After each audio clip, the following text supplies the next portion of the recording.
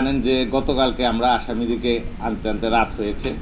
আমাদের এটা তো তদন্তের একটা বিষয়, এটা প্রাইমারি আমরা একটা প্রেস ব্রিফিং করছি এখন। এখানে আমরা হত্যাকাণ্ডের কারণটা বলেছি, আধিপত্য এবং প্রভাব বিস্তারের দ্বন্দ্ব এবং পূর্বশত্রুতা।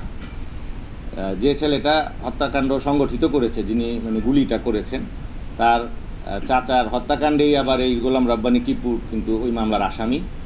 তো এখানে একটা প্রতিশ্রুতি স্পৃহাও কাজ করেছে এবং ওই যে হুজি শহীদুল, যাকে শাহরিয়ারের যে চাচা, তিনিও পূর্ব বাংলা কমিউনিস্ট পার্টির নেতা ছিলেন।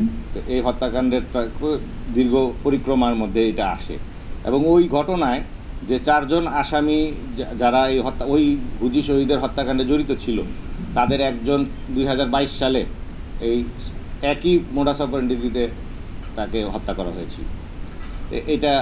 এটা একটা বিষয় আছে।